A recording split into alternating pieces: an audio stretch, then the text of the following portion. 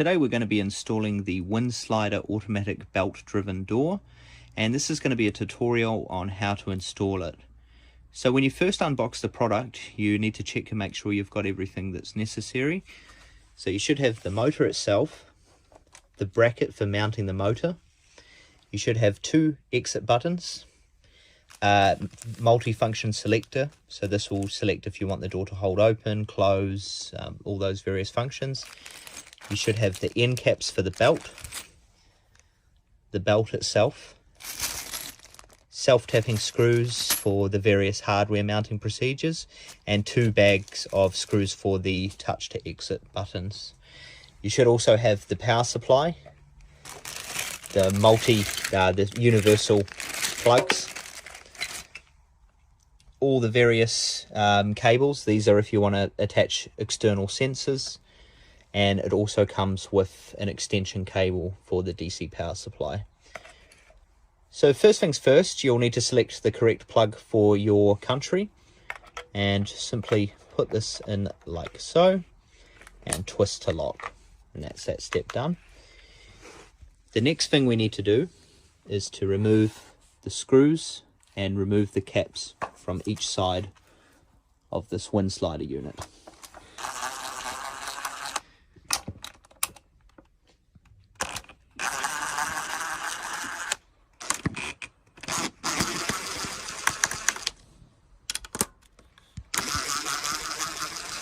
And simply pop the caps off either side.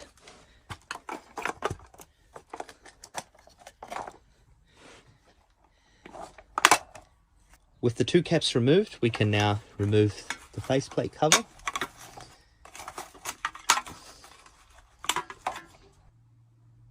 Once the cover has been removed from the unit and the end caps have been removed, you can also take this off completely just by gently pulling on this power connection cable here. So our first step is going to be attaching this bracket loosely to the motor unit. It's important not to tighten it down too much, just so you can adjust it. So when you put the bracket on, you should see both the holes here line up. So inside the hardware bag, you should have two screws like this and two nuts. Now it's important to install these screws from the underneath, or else the excess length may push into the back of the motor. Once your two bolts are pushed through the mounting bracket, you can install a washer and a nut. Okay, so now I've installed the washer and the nut on the outside of the bracket. Alright, now that the bracket's pre-installed, we can also pre-install the belt before we actually mount this unit. It's a lot easier to do it when it's on the ground. So we need to feed the belt through the back of here and then underneath. The belt goes in through here, goes underneath, and then by manually rotating the gear, it feeds through the bottom like so.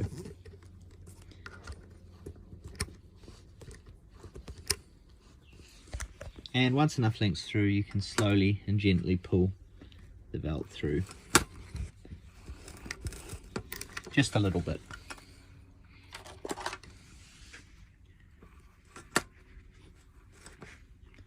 Okay, once that's done, the belt should feed through like so. Before the motor is mounted onto the door frame, you should measure out 30 millimeters from the edge of the door and leave a slight mark. The edge of the motor should be in line with this mark here.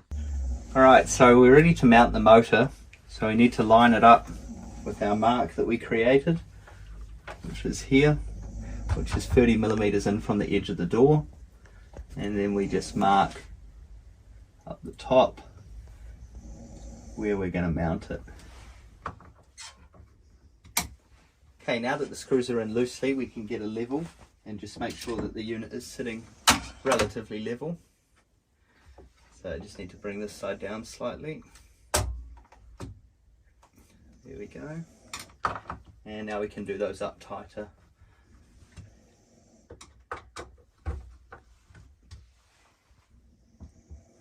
Now there's another adjustment that needs to be done from the door into the edge of the motor. So there should be a 12mm gap. there should be a 12mm gap between the edge of the motor and the door frame, which is relatively 12mm there.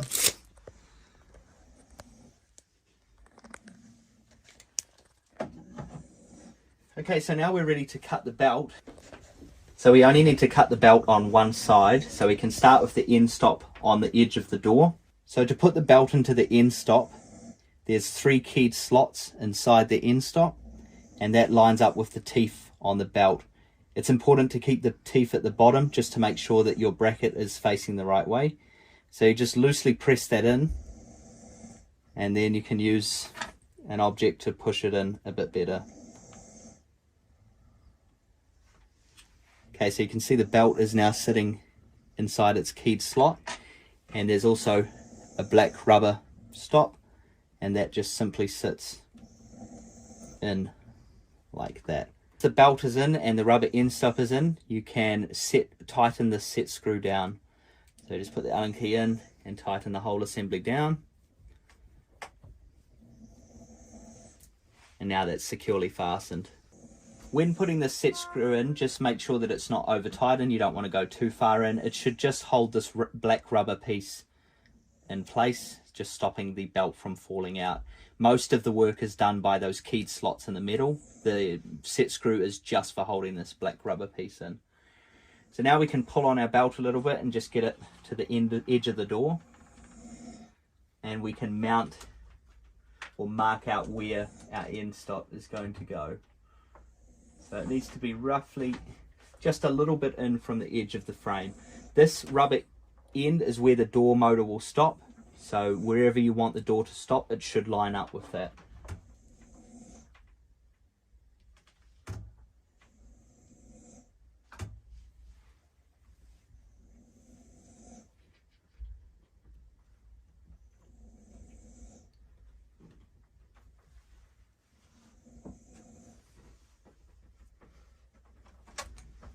Okay, now we can screw the end stop in.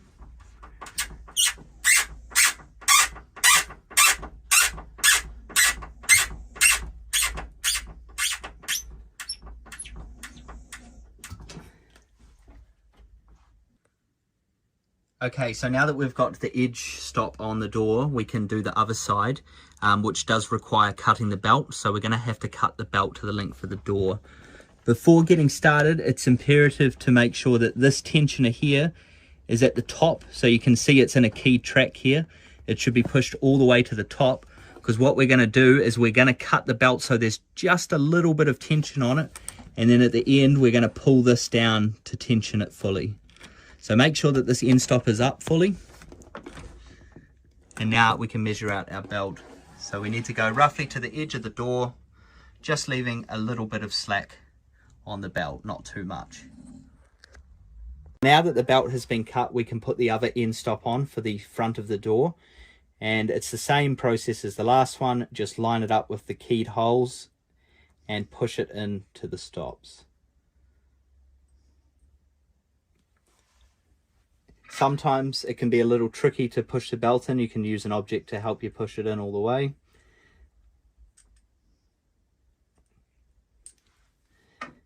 And again, get our black rubber stopper and put it in place. And then tighten down the set screw, making sure not to do it too tight because it's just gripping the rubber, making sure it doesn't fall out. Okay, so now we're ready to mount the other side of the stop on the door. So just need to pull the belt. Obviously you've already cut it, so there's a little bit of tension. And I like to mount the end stop maybe 10 to 12 mils in, just so the screw has a bit of meat to dig into.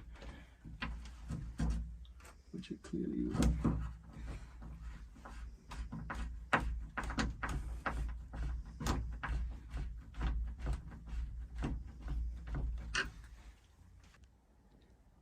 Once the belt has been semi-tensioned by you just pulling it to the other side of the door, we can fully tension the belt by using the provided tool. So we slide this tool over top of the roller and then down, and then we slowly screw it in until the belt comes down to the desired tension.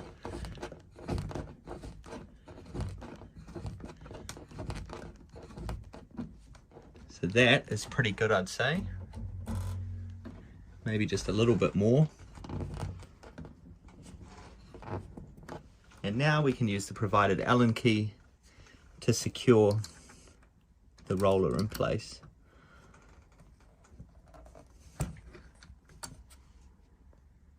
And the screw set down, we're ready to give it a quick test to make sure it's performing how it should. So using this end plate, we can plug it in temporarily to the power plug here. And then this is a pretty good time to run your AC adapter. So I've just got a plug up in the corner there, and the AC adapter runs across, and we can plug it in and give it a test. Okay, so when we power this door on, it's going to go through a power up cycle. Mine has already done it, so it's already got its position data in place. So switch the unit on and your door will open and close a few times, and it will learn where the end stops are and program it into its memory. Once the door is fully learnt, you should just be able to push one of these buttons here to test the door to make sure it's opening. So we'll try the inside sensor. And you can see that that's opening.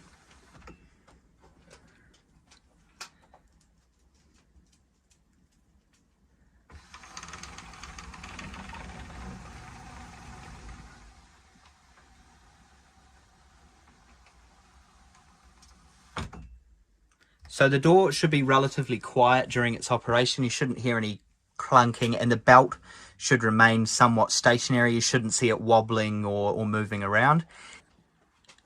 So once your door's done a basic startup procedure, there are a couple of adjustments that you can make, or you may need to make.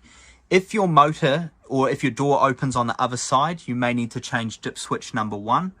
So dip switch 1 determines the opening direction of the door. Now, please just keep in mind that when you do this dip switch, it's not going to apply those settings straight away. The unit itself will need to be restarted before that can take place. There's also a few other modes that you may want to program depending on what your requirements are. So you've got things such as toggle mode, beeper, door or window mode, lock mode, and slam shut. There's also a couple of pots here for adjusting your speed and the opening time. So if you want the door to open slightly faster or slightly slower, you can adjust the pot on the left. If you want the opening time to be more or less, then you can adjust the one on the right. This button at the very end is for learning our remotes, and that's what we're going to be doing now. Okay, so now we're on to the stage where we're learning all our buttons in. For this video demonstration, I'm just going to show the one, but the procedure is the same for all of them. So there's no batteries included with the remote, so you're going to have to put them in. They use AAA batteries, 2 of them. So we just undo the screw at the bottom here. Let's speed that up. That's all right. Yep. And our AAAs just go into there, like so. Okay, there's nothing really we need to do on the inside. If you have already learnt the remote and you want to reset it to factory defaults, there is a reset button there for that. But we're not going to need to do that because this is a new remote. So with the batteries in, we can screw the unit closed again. And we're ready to learn the automatic press button. So we just press the button on the far right here once, and then press that. You'll see the blue light flash on the unit, and that tells you that it's been programmed in. So now you've got your different modes here. You can see for this, at the moment I've got the door held open. So you've got open, closed, pet mode, lockout, and automatic. So we're going to close the door now, and in a second it should start closing once the hold open time is complete.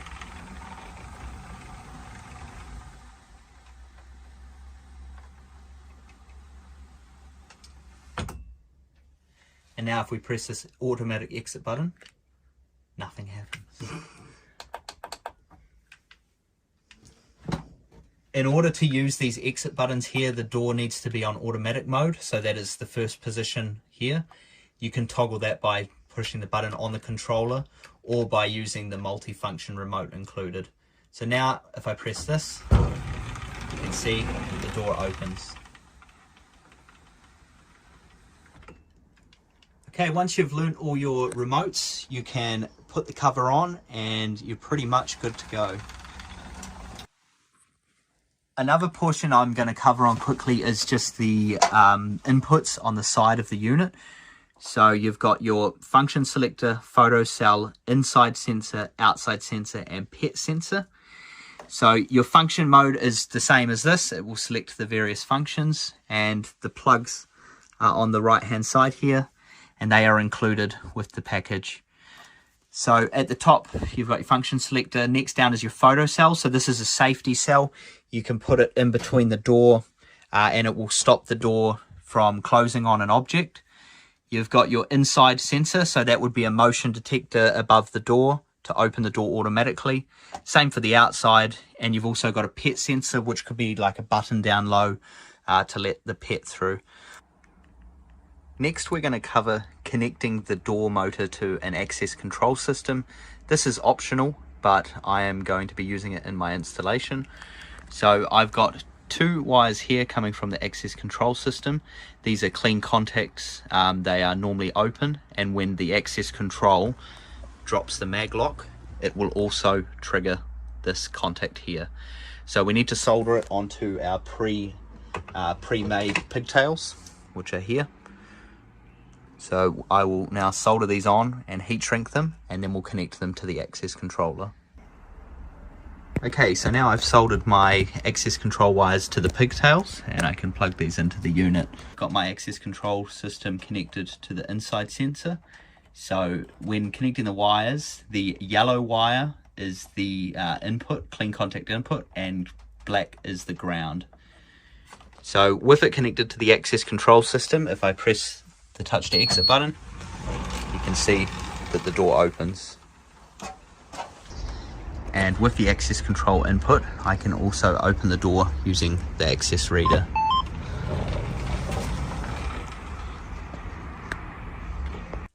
Okay, before we put the cover on, we need to make sure that this control unit is in the right position.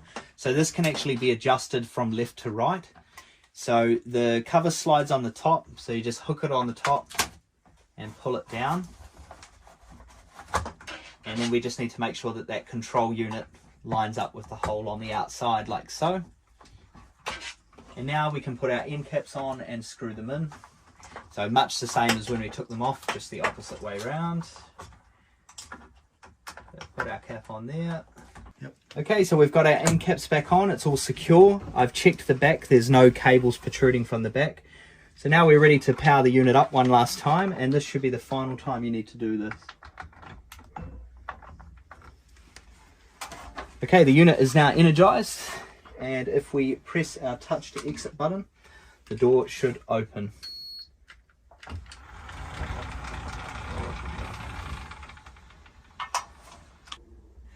Okay, so that will conclude this tutorial on how to install the automatic wind slider belt driven motor. I hope you found this tutorial informative.